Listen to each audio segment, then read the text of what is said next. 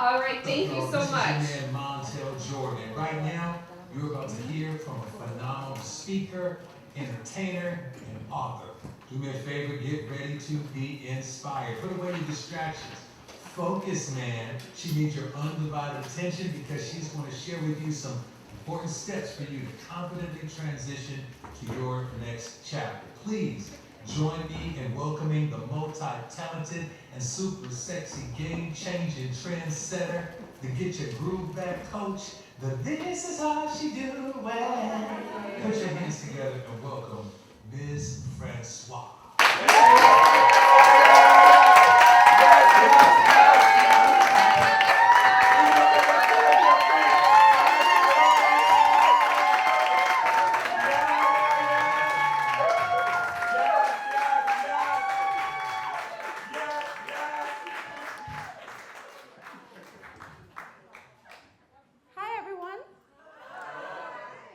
After an introduction like that, obviously I'm amazing, right? We all agree?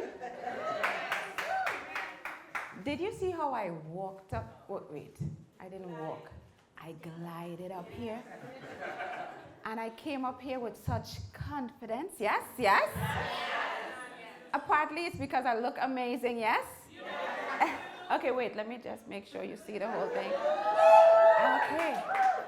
So when I think of the word confidence, beside the fact that I look good, check out my Wakanda-looking haircut. Not a lot of people could rock this, yes? So beside the fact that I look amazing, and a lot of people say I have this energy and this confidence, and some people say like I have a halo over me. What? Okay.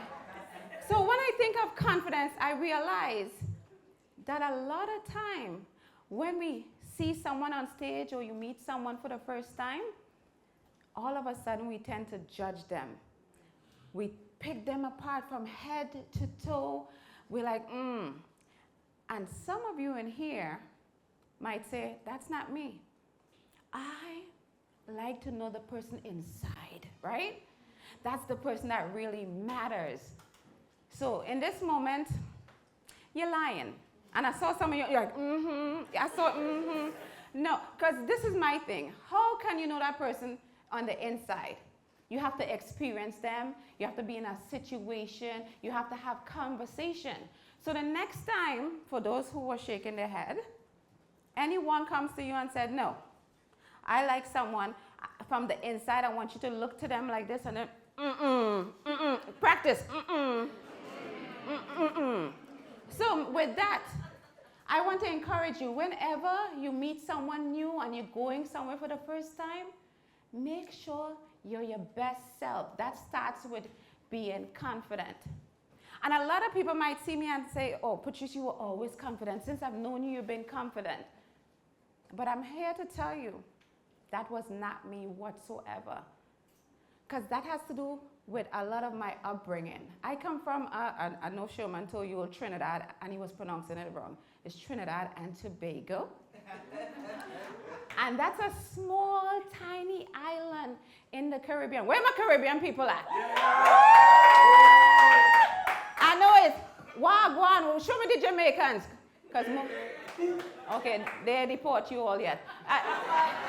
Any Haitians in the room? That must be because of Biden. But anyway.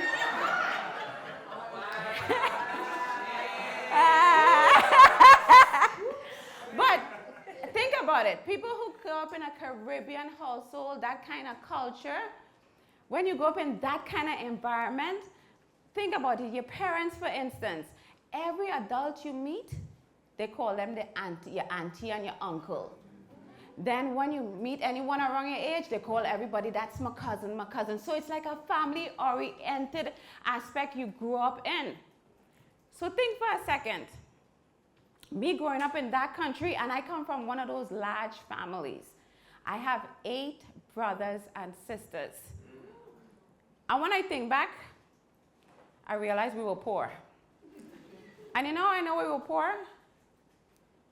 If my parents had hobbies, we wouldn't have all this,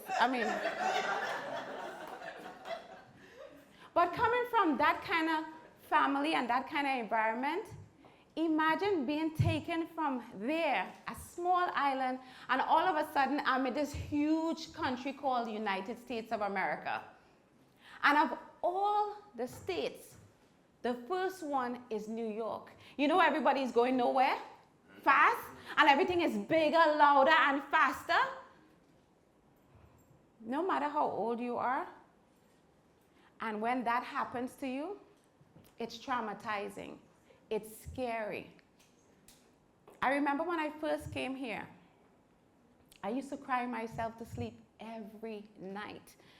And I remember I used to say, I hope and pray that somebody, like a fairy godmother or a prince or somebody, would come and take me out of this and just would come and rescue me. But no one never did. So I did my best, like most of us would, to try to adapt to the environment.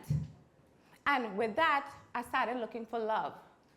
But the problem was I looked for it externally. And I would find myself in relationship after relationship thinking sex must equal love. But when I think of some of these relationships, I was never cherished. I felt worthless. I was cheated on, intimidated, manipulated, mentally and physically abused. Think for a moment the kind of stories you tell yourself when you go through those kind of experiences. I remember saying to myself, you're not enough, you're ugly, you're not special, no one cares about you, you're worthless. In this instant, think about something you've been going through, something you feel down about, something you feel defeated about. What are the stories you start to tell yourself? Think for a moment, all the things you say, the words you say, all the negative words. In this instant, just turn to someone next to you and just mention something that comes to mind when you go through a defeating moment in your mind. What are some of the words you tell to yourself?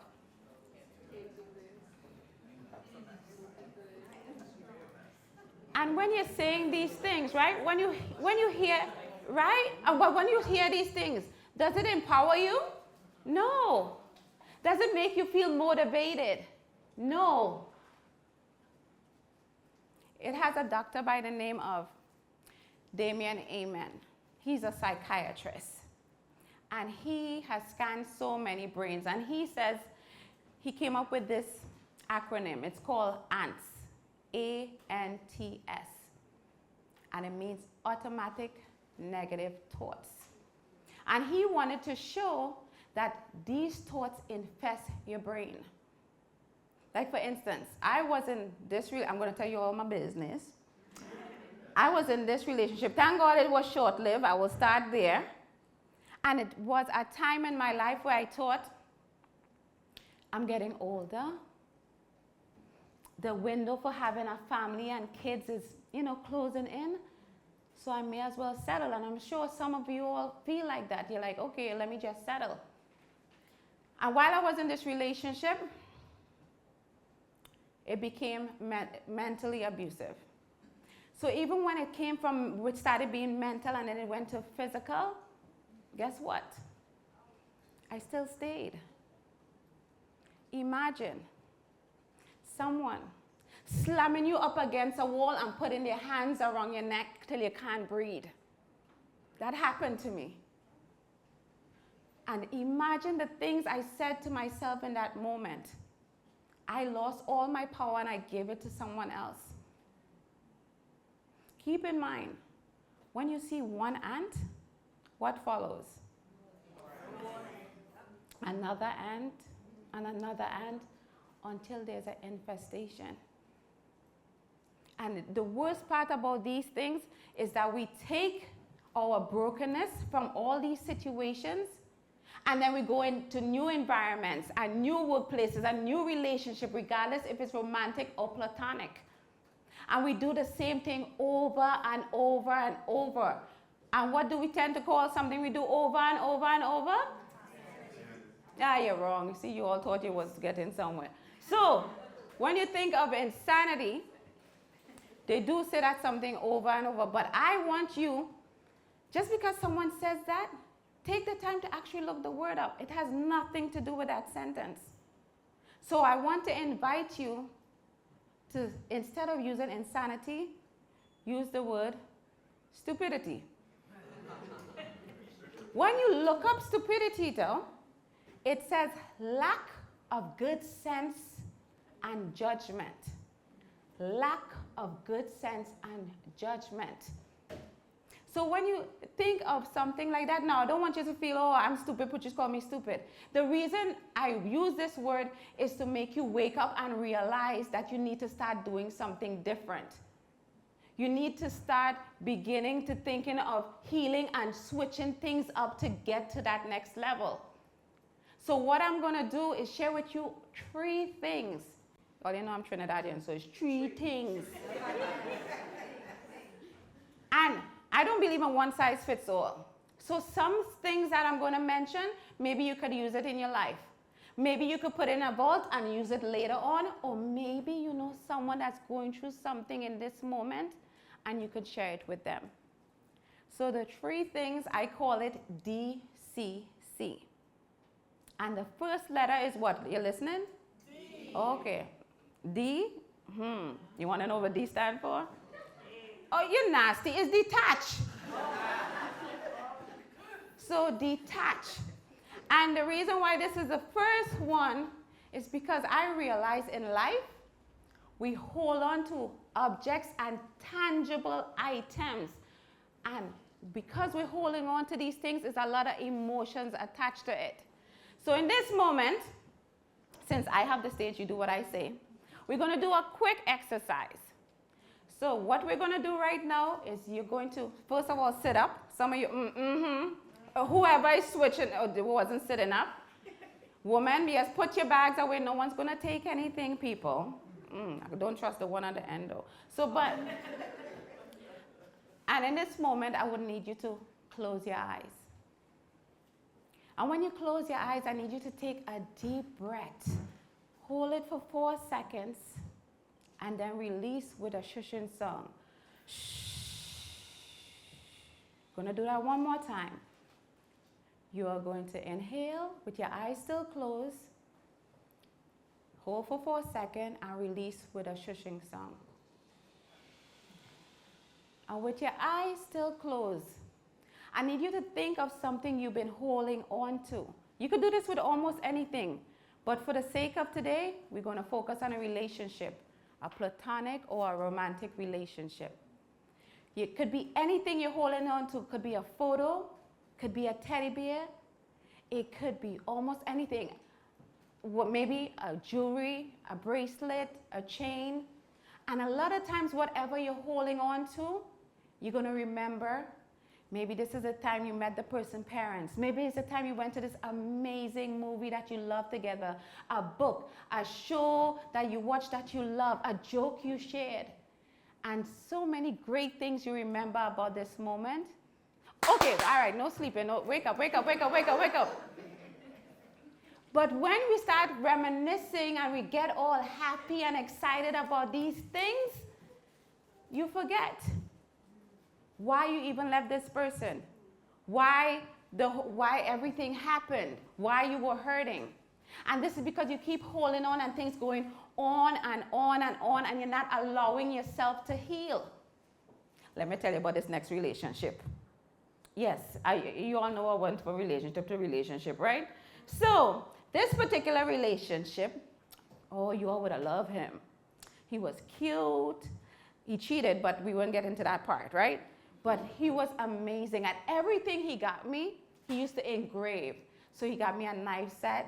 It said, like, cook with love. He got me, like, a little cup. He got me picture frame. Even our phone cases was, we're going to be here together forever.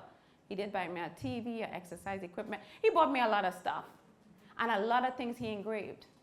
So when the relationship ended, I still held on to all these things.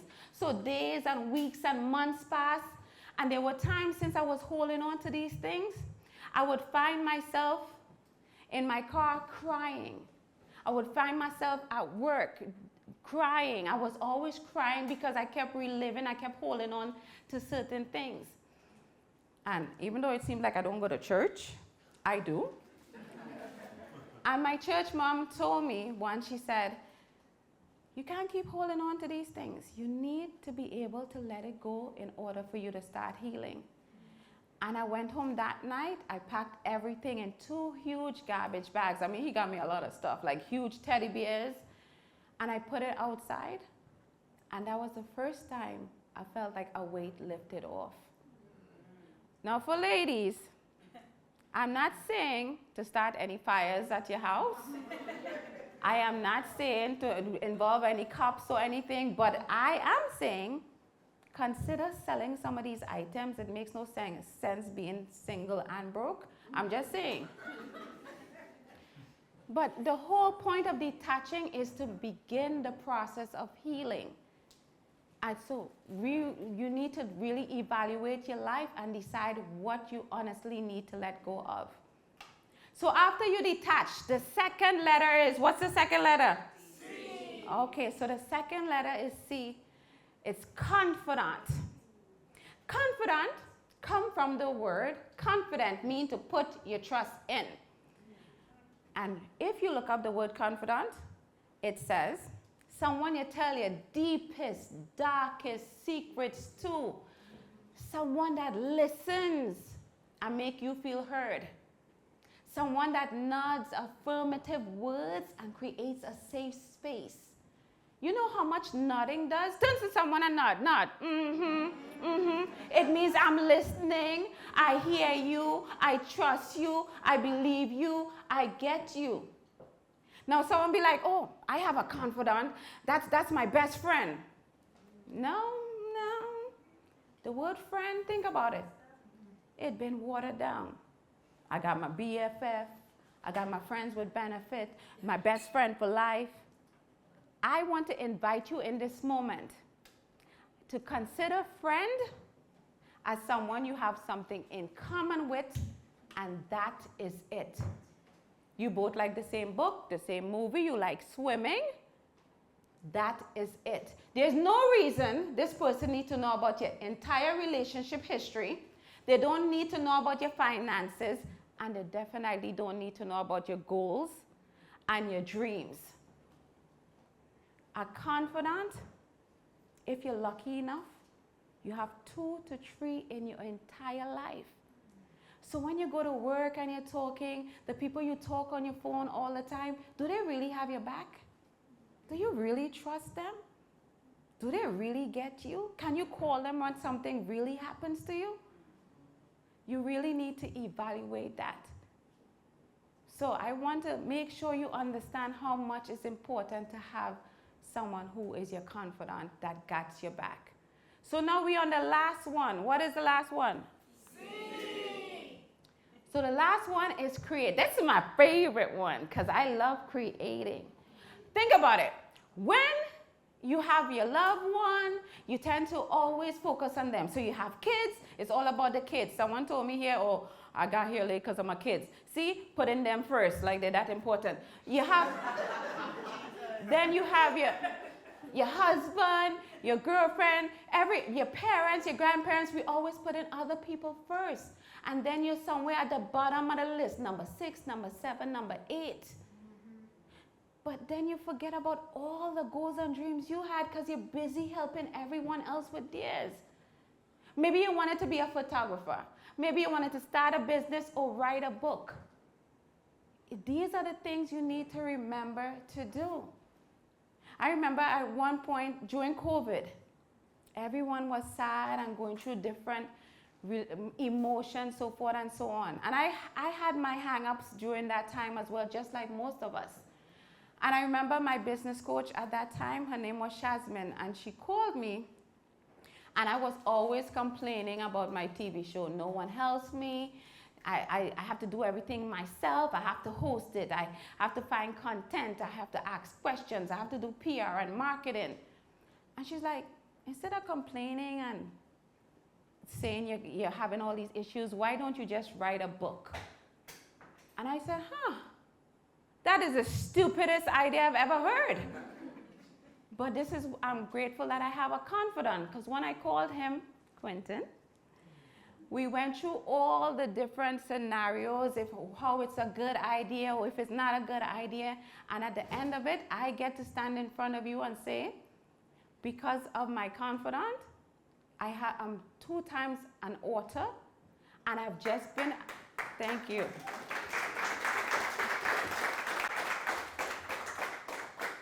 And I've just been asked to contribute to a book called Women Building Empires.